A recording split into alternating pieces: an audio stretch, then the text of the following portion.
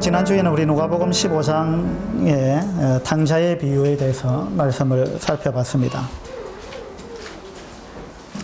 그 탕자의 비유를 우리 주님이 말씀하신 목적이 있죠. 그 목적은 누가복음 15장 1절부터 3절까지 밝혀주고 있습니다. 우리가 이제 어떤 글을 읽을 때 또는 성경을 읽을 때 왜 이 말씀을 하셨을까? 라는 부분을 생각하지 않는다면 우리는 아주 중요한 부분을 놓치는 것입니다. 그래서 누가복음 15장에서도 우리 주님께서 왜 탕자의 비유를 말씀하셨을까? 왜 말씀하셨을까? 그 목적이 무엇일까?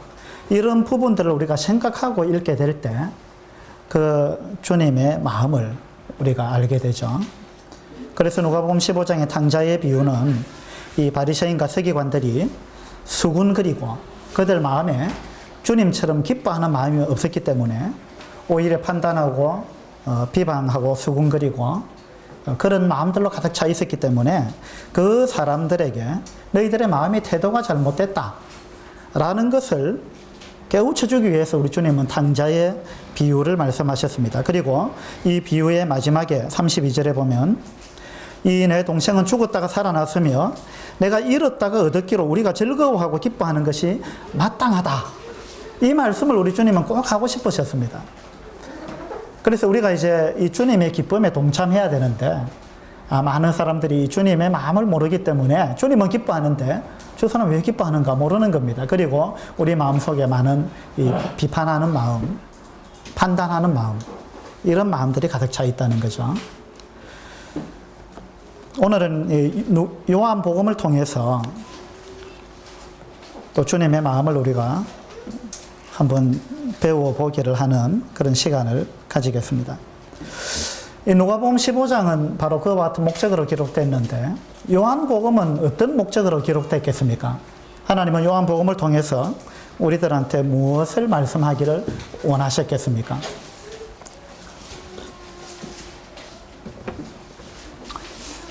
그것은 하나님께서 친절하게 요한복음 20장에서 이 요한복음의 목적을 우리들한테 밝혀주고 있습니다. 요한복음 20장 30절을 보겠습니다.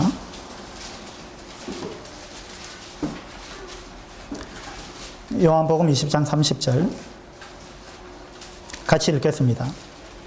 예수께서 제자들 앞에서 이 책에 기록되지 아니한 다른 표적도 많이 행하셨으나 31절 오직 이것을 기록함은 너희로 예수께서 하나님의 아들 그리스도이심을 믿게 하려 함이요 또 너희로 믿고 그 이름을 힘입어 생명을 얻게 하려 함이니라. 우리 주님께서 요한복음을 기록한 목적이 무엇인가 라는 부분을 이렇게 친절하게 밝혀놨습니다. 그렇다면 우리는 이 요한복음을 읽을 때 항상 요한복음 20장 30절과 31절 이 말씀을 염두에 두고 읽어야 됩니다. 하나님께서 요한복음을 기록하신 목적은 여기에 있구나. 그 목적에 어긋나게 읽으면 우리가 감동을 잘 받을 수가 없죠. 그러면 요한복음을 기록한 목적이 무엇이라고 말씀하셨습니까? 오직 이것을 기록함은 너희로 예수께서 하나님의 아들 그리스도이심을 믿게 하려 합니다. 요한복음이 기록된 첫 번째 목적은 이겁니다. 예수 그리스도는 하나님의 아들이다. 그분은 신이다. 그분이 예수 그리스도다. 그리스도고 하나님의 아들이다 라는 것을 우리들한테 밝혀주는데 요한복음이 기록된 첫 번째 목적이 있습니다. 그래서 우리가 요한복음을 잘 읽어보면은 예수라는 분이 신이었구나. 보통 인간이 아니구나. 이분은 신이시구나. 이분은 그리스도시구나. 라는 것을 알 수 있다는 이야기입니다. 그리고 요한복음이 기록된 두 번째 목적이 있는데 31절 후반부에 나오죠. 또 그랬습니다. 너희로 믿고 그 이름을 힘입어 생명을 얻게 하려 함이니라. 그러니까 요한복음이 우리한테 주고자 하는 두 번째 목적은요. 이 예수 그리스도를 통해서 우리가 생명을 얻게 하는 데 목적이 있습니다. 예수 그리스도는 하나님의 아들이고 그리스도다라는 것을 요한복음을 통해서 발견할 뿐만 아니라 예수 그리스도를 통해서 우리는 생명을 얻을 수 있다라는 이야기입니다. 이 요한복음에는 특별히요, 기적이 7가지가 기록되어 있습니다. 여기 30절에는 보니까 이 기적을 뭐라고 표현했습니까? 기적이라 안 하고 뭐라 했죠? 표적이다, 이렇게 말씀하고 있습니다. 표적. 이 표적이라는 것은 영어 성경에는 어떤 단어로 번역되어 있느냐 하면 사인이라고 되어 있어요. 우리가 사인을 보낸다 이러죠. 포수가 야구 경기 보면 포수가 투수한테 이 글러브 사이에 손가락을 넣고 이렇게 하죠. 이게 뭐예요? 사인을 보내는 거예요. 지금 어떤 공을 던지면 좋겠다. 이건 이제 타자 모르게 투수한테 사인을 보내는 거예요. 야구 감독도 막 이런 거 이렇게 만치고 막 이렇게 하죠. 뭐 기도 만쳤다가 막 이래 하죠. 그건 뭐예요? 자기 이제 선수들한테 뭔가 사인을 보내는 거예요. 이 표적이라는 단어가 그런 뜻입니다. 표적은요, 사인이라는 뜻이에요. 그러니까 요한복음에 이 사도 요한이 예수님께서 많은 기적들을 행했는데 그 중에서 7가지만 선별해서 요한복음에 기록했다는 겁니다. 이것은 표적이라는 거예요. 무슨 말이냐면은 하나님께서 우리한테 뭔가 사인을 보냈다는 거예요. 그래서 요한복음이 기록된 목적은 이 사인을 통해서 우리가 뭔가를 얻어야 된다는 이야기예요. 하나님께서 요한복음을 통해서 우리한테 뭔가 사인을 보냈어요. 근데 이걸 우리가 집중해서 요한복음을 읽지 않으면은 하나님은 뭔가 이렇게 사인을 이제 딱 보냈는데 우리는 이걸 보면서 이게 무슨 말인고? 지금 뭐 때문에 손가락을 저렇게 하는 거? 모른다는 거예요. 그래서 우리가 요한복음을 이 말씀에 염두에 두고, 이 말씀을 염두에 두고, 아, 하나님께서 우리한테 뭔가 지금 사인을 보내고 있구나 하고 요한복음에 기록된 7가지 표적을 통해서 우리는 하나님의 그 음성을 들어야 되는 겁니다. 그래서 요한복음에 7가지 표적이 나오는데 그 중에서 오늘은 첫 번째 표적을 좀 함께 나누기를 원합니다. 요한복음 2장을 보겠습니다.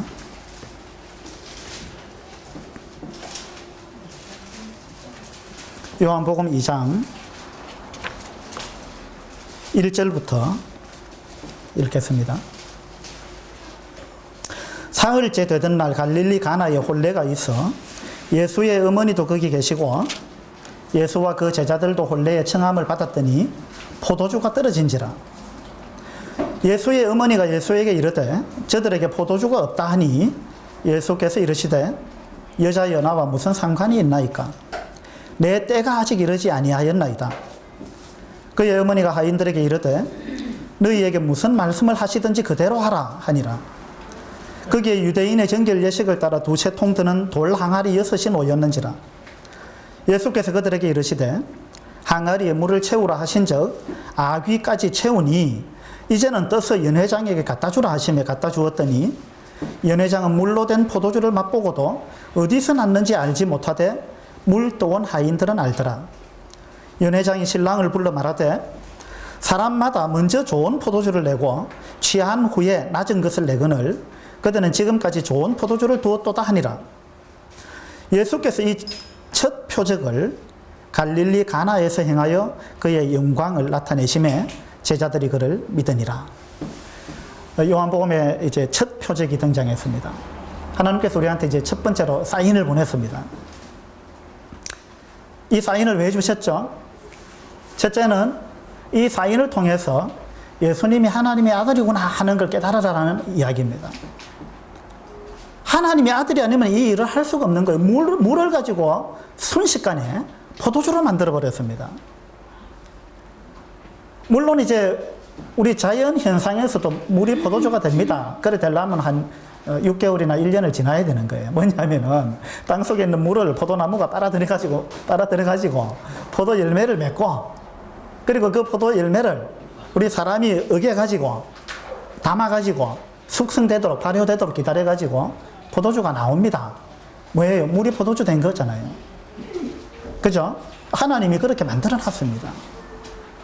그런데 이것을 순식간에 눈 깜짝할 사이에 물을 포도주로 만드는 것은 아무나 못하는 겁니다. 이것은 하나님만이 하실 수 있는 거예요. 그러니까 우리가 이 표적을 보면서 아, 예수님은 하나님의 아들이 맞구나. 왜? 이건 아무나 할 수 없는 일이기 때문에. 이것을 우리는 첫째 이 표적을 통해서 깨달아야 됩니다. 그 다음에 예수 그리스도를 통해서 우리가 생명을 얻게 하려 합니다 그랬잖아요. 그러면은 이런 표적을 통해서 우리가 생명을 얻어야 되는데, 내가 지금 멀쩡하게 살아있는데 어떤 분은 내가 그러면 생명이 없단 말이냐, 이렇게 생각할 수 있습니다. 맞습니다. 여러분, 생명이 없습니다. 이걸 알아야 돼요. 예수 그리스도를 만나지 못하신 분은요, 살아있으나 그건 살은 게 아니에요. 성경은 그렇게 이야기하고 있습니다. 예수 그리스도를 만나지 못하신 분은요, 여러분은 살아있다고 생각할지 모르지만 하나님은 여러분을 보고 죽었다고 말씀하십니다. 좀 기분이 상하십니까? 기분이 상해도 할 수 없는 겁니다. 이건요, 하나님이 그렇게 말씀하시는 거예요. 여러분, 여기 식물이 있는데요, 이 식물이 지금 살아있습니까? 죽었습니까? 살아있잖아요. 근데 이걸 제가 여기서 딱 꺾었습니다. 꺾어가지고 이런 어떤 컵에 이렇게 담가놨다고 생각해 보세요. 그러면 이거 꺾여가지고 지금 이 컵에 담겨있는 식물은 살은 거예요? 죽은 거예요? 살은 것처럼 보일 뿐이에요. 그죠? 실제로는 이건 죽은 겁니다. 왜냐하면은 생명의 근원되는 뿌리로부터 잘렸기 때문에 그래요. 그래서 꽃꽂이 한다고 잘라가지고 꽂아 놓으면은요, 처음에는 살아있는 것 같고 예쁘지만은 이거 며칠 못 가면 시들어 버리는 거예요. 왜냐하면 근본이 죽었기 때문에 그렇습니다. 그러니까 그와 똑같습니다. 여러분이 아직까지 예수 그리스도를 만나지 못했고 예수 그리스도를 통해서 영생을 얻지 못했다면은 여러분이 생각할 때는 살아있다고 생각될지 모르지만 그것은 이 꺾인, 잘려버린 꽃과 같은 것입니다. 그래서 하나님은 그런 분들을 보고 하나님은 죽었다라고 말씀하십니다. 그래서 이 요한복음을 통해서 하나님이 보내는 사인을 통해서 여러분들이 생명을 얻어야 하는 것입니다. 아직까지 영생을 얻지 못하신 분, 구원받지 못하신 분은 구원받아야 됩니다. 그것이 영생을 얻는 거예요. 그것이 진짜 살아나는 것입니다. 그렇지 못하면은 결국은 시들시들하다가 시들어버립니다. 여러분, 시들어가고 있잖아요. 그 다음에 어디로 갑니까? 지옥으로 간단 말이에요. 그래서 빨리 주님을 만나셔서 여러분은 새로운 참 생명을 얻어야 됩니다. 그러면은 요한복음은 영생을 얻은 사람들한테는 아무 의미가 없는 책이냐? 그렇지 않습니다. 요한복음은 예수님이 하나님의 아들이라는 걸 알려주는 책이고, 그 다음에 죽어있는 사람을 살리는 책인데, 이미 구원받고 살아난 사람들은 그러면 요한복음을 통해서 얻을 게 없느냐? 그렇지 않습니다. 요한복음 10장 10절에 보면은 도둑이 온 것은 도둑질하고 죽이고 멸망시키려는 것뿐이요, 내가 온 것은 양으로 생명을 얻게 하고 또 그 다음 뭐예요? 더 풍성히 얻게 하려 합니다 그랬습니다. 그러니까 요한복음이 목적하는 바는 아직까지 주님을 모르는 구원받지 못한 분들을 1차적인 대상으로 삼고 있지만은 구원받은 우리 성도들을 향해서도 요한복음이 목적하는 바는 생명을 얻고 그 다음에 더 풍성히 얻게 하려 합니다 그랬습니다. 우리가 구원받고 생명을 얻었다 할지라도 생명을 얻고 나서도 삐쩍 말라있고, 예, 아까 뭐 정원 이야기 하셨는데, 그죠? 생명을 얻긴 얻었는데 막 보니까 지금 막 곧 죽을 것 같은 영양실조 걸려가지고 비틀비틀하고 시들시들하고 그런 사람도 있다는 것입니다. 우리가 구원받고 나서도 그렇게 살 수도 있습니다. 그런데 이 요한복음이 목적하는 바는 구원받은 그 영생을 얻은 사람들을 향해서도 너희가 그냥 시들시들 살아서는 안 된다. 왕성하게 살아야 된다는 겁니다. 왕성하게, 풍성하게. 그렇게 해서 잎이 새파랗고 그 다음에 거기에 잎만 풍성한 것이 아니고 또 활짝 꽃도 피어야 되고, 그죠? 그 다음에 거기에 열매도 주렁주렁 열려야 되는 거예요. 우리 구원받고 나서 그와 같은 삶을 살아야 됩니다. 요한복음이 목적하는 바는 이와 같은 데 있다는 거예요. 그래서 우리 주님이 첫 번째 보인 이 물로 포도주를 만드는 이 표적을 통해서 구원받지 못한 사람은 구원을 받아야 되는 것이고, 구원받으신 분들은 어떻게 해야 됩니까? 예, 풍성한 삶을 얻어야 된다는 것입니다. 풍성한 삶. 여러분 어떻습니까? 여러분 지금 풍성한 삶을 살고 계십니까? 안 그러면 여러분의 삶이 구원은 받았지만은 기쁨이 없고, 예? 이 잔치집이잖아요, 지금. 주님이 잔치집에 참석하신 거예요. 여기에 바리새인이 참석했다는 말은 없습니다. 여러분, 하나님은요, 우리가 바리새인처럼 살기를 원치 않습니다. 무슨 말이냐면은, 바리새인들은 기쁨이 없는 사람이에요. 누가복음 15장에도 그랬죠? 바리새인들은 기쁨이 없는 사람이 왜 기쁨이 없느냐? 그들 속에 영생이 없어서 기쁨이 없기도 하지만 그들의 태도가 잘못된 거예요. 그들은 늘 그냥 비판하는 자세로 사는 겁니다. 그들은 늘 부정적인 마음을 갖고 사는 것입니다. 하나님은 우리가 이렇게 살기를 원치 않습니다. 하나님은 어떻게 살기를 원하느냐? 예수님처럼 잔치집에 좀 참석하라는 거예요. 무슨 말이냐? 기뻐하라는 겁니다. 여러분, 우리 한평생을 살면서 잔치집만큼 기쁜 집이 어디 있습니까? 그렇죠? 우리 인생을 이렇게 살아가야 되는 거예요. 기쁘게, 즐겁게 그렇게 살아가야 되는데, 여러분 지금까지 살아온 삶을 한번 돌이켜보세요. 여러분은 잔치집처럼 살았습니까? 아니면 초상집처럼 살았습니까? 여러분이 지금 현재의 삶이 어떠합니까? 여러분 마음에 솟아나는 기쁨이 있습니까?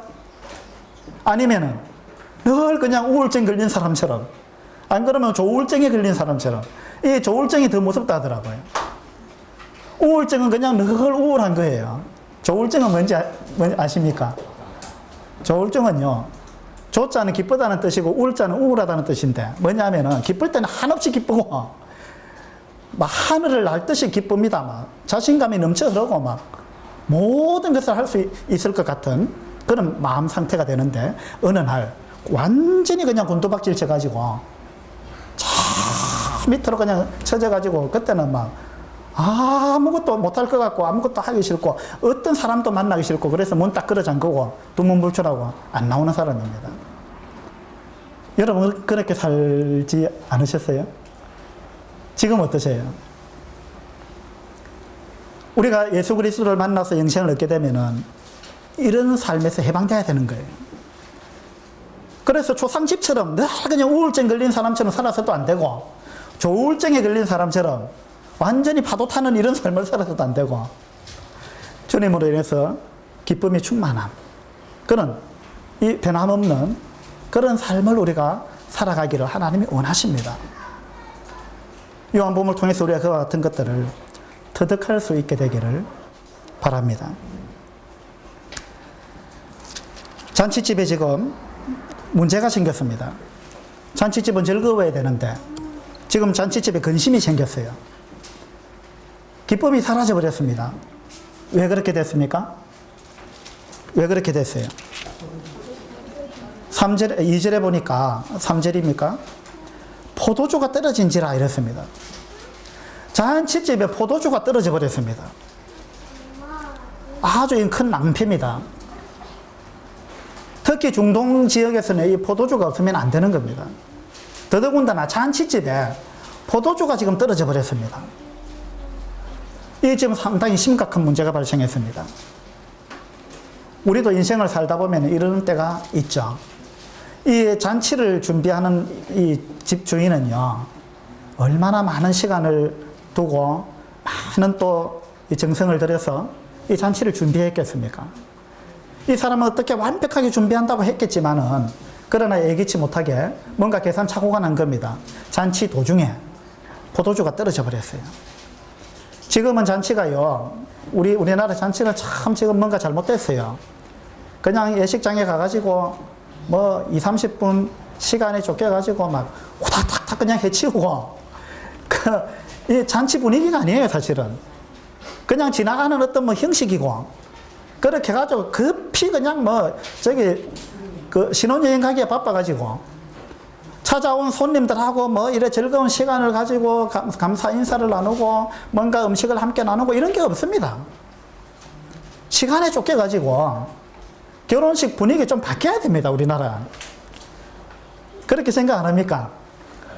옛날에는 우리도 그래 아니었어요. 옛날에는 잔치를 하면은 며칠씩 했습니다. 시간적 여유를 두고, 그죠? 서로 즐기고, 함께 음식을 나누고, 동네 사람들, 또 먼 데서 온 사람들 해가지고 며칠 동안 그냥 함께 즐거워하고 이렇게 했는데, 지금 너무 많이 변질돼 버렸어요. 특히 중동 지역에는요, 이 당시에 결혼식을 어떻게 했느냐면 일주일씩 했습니다. 일주일씩 그들은 이 결혼식을 즐겼습니다. 그런데 도중에 포도주가 떨어져 버렸습니다. 가장 즐거워야 하는 기간에, 가장 기뻐해야 할 그 기간에 포도주가 떨어져 버렸습니다. 이건 상당히 심각한 문제인 겁니다. 이건 뭐냐면은 우리 인생도 이와 같다, 이런 이야기입니다. 하나님은 우리 인생이 잔치집 같이 살기를 원하셨는데, 우리가 살다 보니까 어느 날 문제가 생겨가지고 포도주가 떨어진 것처럼 문제가 생겨가지고 기쁨을 잃어버렸다는 것입니다. 이것이 우리 인생의 단적인 모습입니다. 여러분 지금까지 살면서 이와 같은 일들을 경험하셨잖아요. 그리고 지금도 여러분 경험하고 있을 것이고, 여러분 뭔가 지금 결핍된, 나는 내 나름대로 무언가를 인생을 위해서 많은 준비를 하고 노력을 하고 했지만, 그러나 늘 근심 걱정이 나를 애워싸고 뭔가 지금 부족한 뭔가가 드러난 것입니다. 우리 인생이 마치 이 가나 혼인집과 같은 이런 것이라는 이야기입니다. 여러분 이와 같은 사실을 깨닫고 주님을 만나셔야만이 이 부분이 해결될 수 있습니다. 이 표적을 통해서 하나님께서 우리한테 또 하나 사인을 보내는 것은 뭐냐 하면은, 구원받지 못한 사람의 삶이 이와 같다는 이야기가 첫 번째고, 두 번째는요, 종교 생활을 하는 사람도 이와 같다라는 의미를 여기 담고 있습니다. 왜냐하면은 우리 거기 6절 말씀을 한번 보겠습니다. 거기에 유대인의 정결 예식을 따라 두세 통 드는 돌 항아리 6이 놓였는지라. 저희 잔치집에 돌 항아리 큰 두세 통 든다는 것은 굉장히 큰 항아리입니다. 큰 항아리 6개가 있었는데 이 6개가 지금 비어 있다는 것입니다. 돌 항아리인데, 이 돌 항아리는 무엇에 쓰는 거냐 하면 유대인의 정결 예식을 따라 이랬죠. 이 돌 항아리는 유대인들이 정결 예식을 행하는 데 쓰는 항아리였습니다. 유대인들은요, 아주 그냥 율법적인 사람들입니다. 하나님이 주신 율법 외에도 그들은 또 그들 나름대로 규정을 만들어 가지고 있었는데, 그들은 손을 씻는 데 굉장히 철두철미했습니다. 그래서 그들이 뭐 병에 잘 안 걸리는 이런 장점도 생겼지만은, 그러나 그들은 이런 어떤 형식과 예식을 통해서 하나님의 자녀가 될 수 있다고 잘못 생각했던 사람들입니다. 그래서 유대인들의 집에는 항상 이와 같은 돌 항아리가 있었어요. 이거 뭐냐면은 오는 손님들이 이 손발을 씻어야 되기 때문에, 이걸 안 씻으면은 그들은 그냥 예의 없는 정도가 아닙니다. 하나님 앞에서 그들이 잘못하는 걸로 간주되는 겁니다. 그래서 그들은요, 이 손을 씻는데 어떻게 씻느냐 하면은, 손을 이렇게 세워서 물을 이렇게 7번 붓습니다. 물이 이렇게 타고 내리도록 이렇게 7번 씻어요. 그 다음에 손을 또 거꾸로 이렇게 해가지고 또 7차례 이렇게 물을 부어야 돼요. 그러면 끝이냐? 그게 아니고, 그 다음에 이 손바닥을 또 씻어야 되는데, 손바닥은 오른쪽 손등으로 이렇게 또 씻는답니다. 그리고 또 반대로 이쪽 손도 이렇게 씻고, 그 다음 또 이쪽 손등으로 이렇게 씻어야만 그들은 정결 예식을 제대로 행한 겁니다. 이 그들의 규정이에요, 이게. 이렇게 안 씻고 그냥 뭐 이렇게 씻었다. 그러면은 그 사람들은 이 예법을 어긴 거예요. 이들은 아주 철두철미한 이런 규정을 갖고 있었습니다. 그런데 그렇게 하면은 그들이 하나님 앞에서 깨끗해지는 줄 알았습니다. 정결 예식. 그렇게 해서 하나님 앞에서 그들은 정결해지고 싶었습니다. 그런데 이 말씀을 통해서 볼 때 그렇게 해도 그들에게 기쁨이 없더라, 이 말입니다. 이 돌 항아리가 비어 있었습니다. 이 말은 뭐냐면은, 이 돌 항아리는 이런 어떤 종교 의식을 의미하는 것이고 종교 생활을 상징하는 것인데, 인간이 갖고 있는 모든 종교는 이렇게 텅텅 비었다라는 이야기입니다. 그것은 공허하다는 거예요. 사람들이 종교를 가지면 좋은 데 가지 않겠느냐 생각하는데, 종교들은요 사실은 너무나 공허한 것입니다. 안이 텅텅 비었어요. 그 종교 가운데 정말 우리들한테 참 생명을 줄 수 있는 예수 그리스도 구원자가 거기 계시지 않다면 그 종교는요 공허한 것입니다. 그래서 어떤 사람은 종교를 고등사기다 이렇게 이야기했습니다. 모든 종교는요 공허한 것이고 고등사기입니다. 그럴듯한데 결코 거기에 답이 없습니다. 기독교도 마찬가지입니다. 기독교도요 여러분이 기독교를 통해서 우리한테 영생을 주시는 하나님의 아들이신 예수 그리스도를 개인적으로 인격적으로 만나지 못하셨다면 그 기독교도 껍데기밖에 없는 겁니다. 그건 공허한 것이고 이 비어있는 돌 항아리와 같은 것입니다. 그래서 우리는 이 표적을 통해서 이런 것들을 깨달아야 되고 예수 그리스도 그분을 만나야 된다라는 것을 우리가 발견할 수 있습니다.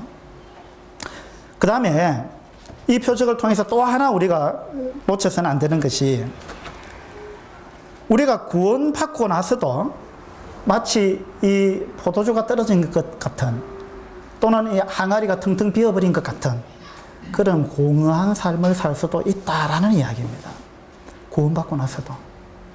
여러분 어떻습니까? 여러분 지금 생활 가운데 이 포도주가 떨어지지 않았어요? 포도주는 성경에서 기쁨을 상징하는 겁니다. 여러분 구원받고 나서 여러분 삶 가운데 기쁨이 넘쳐나고 있습니까? 아니면 기쁨을 어느 날 잃어버렸습니까?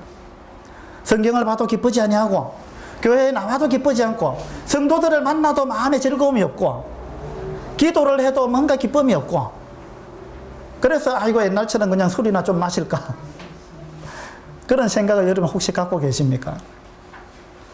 그러면 여러분 삶 가운데 지금 포도주가 떨어진 것입니다. 우리는 항아리와 같은 존재인데 여러분 속이 지금 텅텅 비어 있는 것입니다.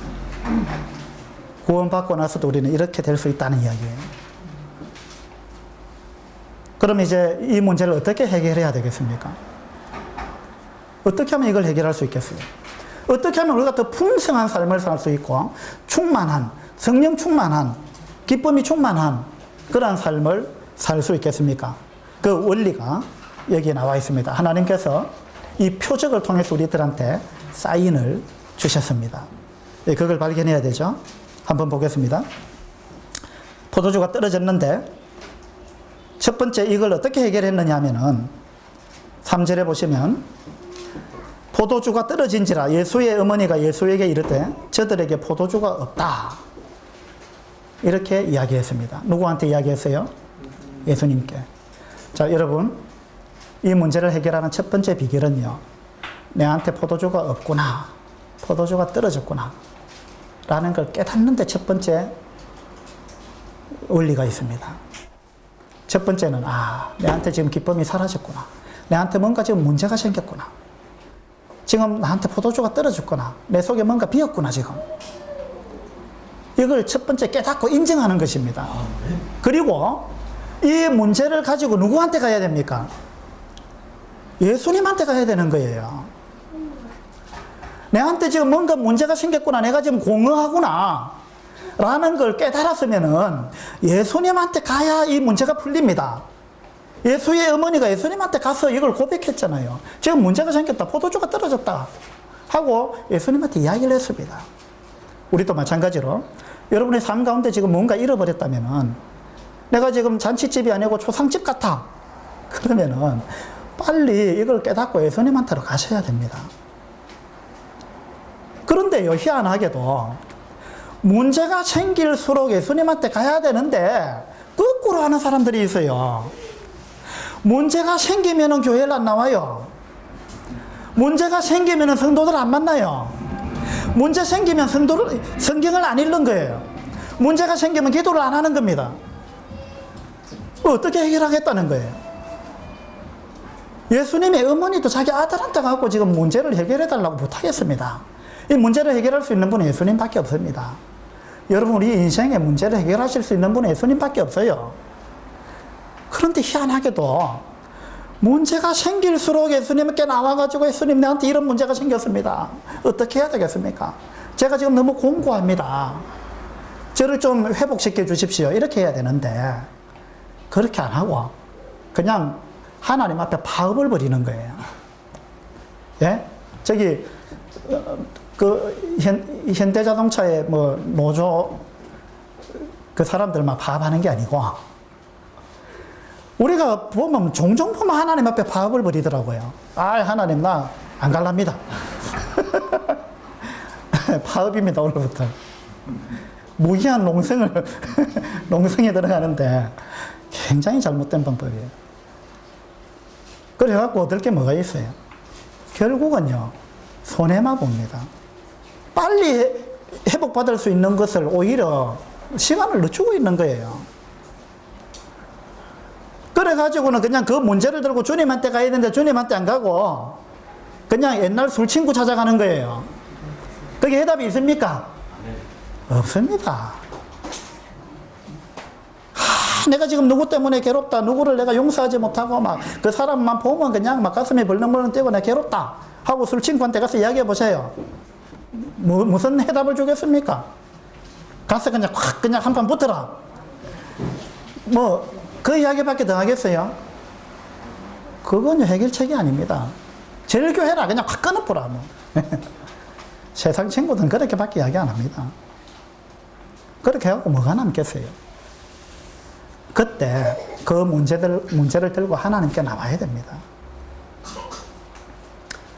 그래서 이제 문제를 예수님께 아뢰습니다. 예수님이 해답을 제시했습니다. 무엇입니까? 포도주가 떨어졌다 그랬습니다. 어떻게 하라 그랬어요? 예. 그 돌 항아리, 비어있는 돌 항아리 6개, 거기에 물을 채워라 이랬습니다.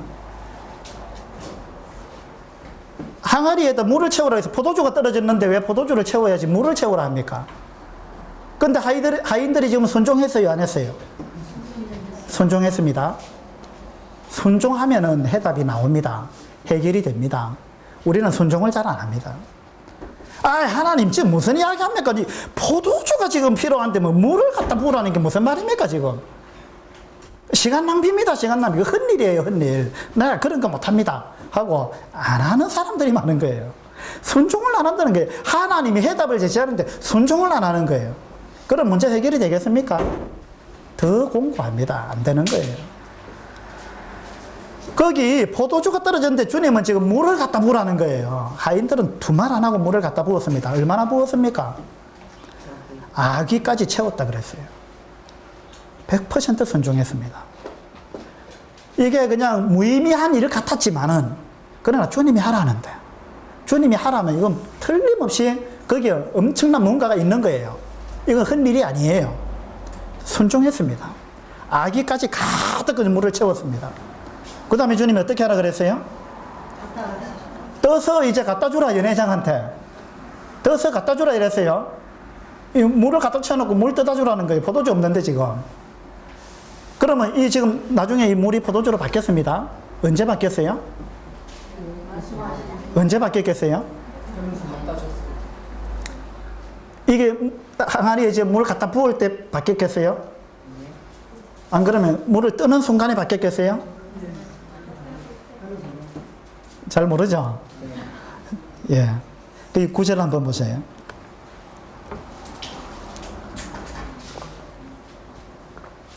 연회장은 물로 된 포도주를 맛보고 어디서 났는지 알지 못하되 물 떠온 하인들은 알더라. 이 하인들이 뭘 떠갔습니까? 물 떠갔습니다. 물. 그러니까 아마 이 뜨는 순간에도 아마 물이었던 것 같아요. 물 떠갔다 그랬잖아요. 그러니까 주님이 항아리에 물을 갖다 부으라니까 가득 채웠습니다. 하인들이 순종했어요. 그 다음에 떠서 갖다 주라 이랬는데 이 물을 뜬 겁니다. 하인들이 포도주가 아니고 물을 떴단 말이에요. 이 물을 떠서 갖다 준 겁니다. 연회장한테. 연회장이 딱 먹어보니까 이 포도주예요. 참 놀랍지 않아요? 이 하인들이 한 행동을 한번 보세요. 여러분이 지금 이런 주님의 말씀에 순종할 수 있겠습니까? 물을 갖다 부으라는데 부었을 뿐만 아니라 그걸 떠다 주라는데 어떻게 물을 갖다가 떠다 줍니까? 이거 지금 물이 모자라는 게 아니고 포도주가 모자라는데. 근데 하인들이 이걸 순종했다는 거예요. 순종한 결과 어떻게 됐습니까? 거기에 보니까 11절에 보니까 하나님의 영광을 본 것입니다. 그리고 그들이 기쁨을 회복했습니다. 그렇죠? 해답은 거기 있어요. 여러분이 구원받고 나서도 뭔가 지금 내 삶 가운데 기쁨이 없고, 뭔가 지금 이 파도 타기 하는 것처럼 오르락내리락 하고 있고, 뭔가 공허하고 공고하고, 그렇다면은 여러분 이 요한복음 2장에 나오는 하나님의 사인을 받아야 됩니다. 하나님이 여러분한테 지금 사인을 보내고 있어요. 사인을 보내는데 관심이 없는 사람은 회복이 안 되는 거죠. 아, 하나님이 지금 나한테 뭐라고 하시는구나. 사인을 보내는구나. 눈치를 채야 되는 거예요. 여러분 요한복음을 그와 같은 마음으로 한번 읽어보세요. 요한복음에 표적 사인이 7개가 나오는데 오늘 그 첫 번째를 지금 말씀드리는 겁니다. 앞으로 주님 허락하시면 그 사인들 우리 차례대로 한번 살펴보고 싶어요. 오늘 여러분 어떤 사인을 받았습니까? 내가 왜 이렇게 공고한가? 내 삶이 왜 이렇게 공허한가? 그것은 우리가 주님 앞에 문제를 들고 나아가지 않았기 때문에 그렇고, 그 다음에 문제를 들고 나가도 순종을 안 해서 그렇습니다. 여러분 순종하세요. 하나님 앞에 들고 나가세요. 그러면 하나님이 반드시 해결책을 주십니다. 그 해결책은요, 이 말씀을 통해서 주십니다. 여러분 그래서 기도하고 말씀을 읽으세요. 그리고 문제된 성도들한테 찾아가서 조언을 구하세요. 그러면 거기에 반드시 해답이 있습니다. 이 여러분이 비어있는 항아리, 여러분 속이 지금 텅텅 비어있는데 거기에 하나님이 뭔가를 채우라는 거예요. 무엇으로 채우라 그랬어요? 물을 채우라. 이 물은, 성경에서 물은 하나님 말씀을 상징합니다. 여러분 속에 정말 뭔가가 공허하다면은 여러분 속에 하나님 말씀이 없기 때문에 그렇습니다. 하나님 말씀을 채우세요. 아기까지 채우세요. 이건 결코 시간 낭비가 아닙니다. 다른 어떤 것보다 이것이 우선순위를 둬야 됩니다. 그런데 다른 거 다 하고 시간 남으면 성경 좀 보고 시간 안 남으면 안 보고, 우선순위가 잘못되어 있는 거예요. 여러분 우리가 구원받았다는 거는요, 주인을 바꿨다는 이야기입니다. 옛날에는 내가 주인이었는데, 그죠? 내 인생의 주인은 난 줄 알고 내가 주인이고 내 마음대로 살았는데, 우리가 구원받았다는 건 아, 내가 주인이 아니군요. 이걸 깨닫고 주인을 바꾸는 것입니다. 이것이 구원받는 거예요. 그러면 여러분 주인이 바뀌었습니까 지금? 여러분의 주인이 누굽니까?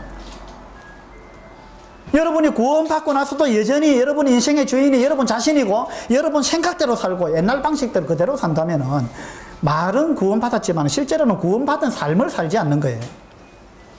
구원받은 삶은 그런 삶이 아닙니다.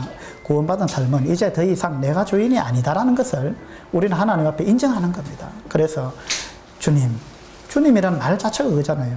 주인님 이 말 아니에요. 하나님, 예수 그리스도, 당신이 나의 주인입니다.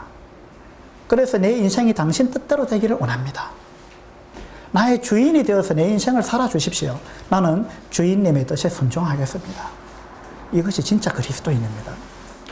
여러분 그렇게 살고 계십니까? 그렇게 안 살면 어떻게 되느냐? 포도주가 떨어집니다. 그리고 텅텅 비어서 공허한 삶을 살 수밖에 없는 것입니다. 여러분이 빨리 예수 그리스도 그분을 주인으로 인정해야 됩니다. 여러분이 침례는 받았을지 모르지만은 내가 정말 예수 그리스도와 함께 죽는 경험을 안 하셨다면은, 여러분이 무덤에 정말 묻힌 경험을 안 하셨다면, 다시 말해서 여러분이 이제 나는 죽었고 내 안에 그리스도가 사신 것이다라는 그것을 여러분 삶 가운데 실생활 가운데서 인정하지 않는다면은 여러분은 아직도 살아있는 것이고, 말은 침례를 받았지만 실제로 행동은 침례를 받았지만 그러나 실제적인 삶은 침례받은 삶을 사는 게 아닌 것입니다. 그럼 어떻게 되느냐? 처음에는 포도주가 있는지 모르지만 구원받지 못한 사람도 나름대로의 포도주는 갖고 있어요. 그러나 그거는 진정한 기쁨이 아닙니다. 언젠가 그건 떨어지게 되어 있는 거예요. 그래서 그것이 떨어지게 됐을 때 우리는 많은 이 공고함과 공허함을 경험할 수밖에 없는 것입니다.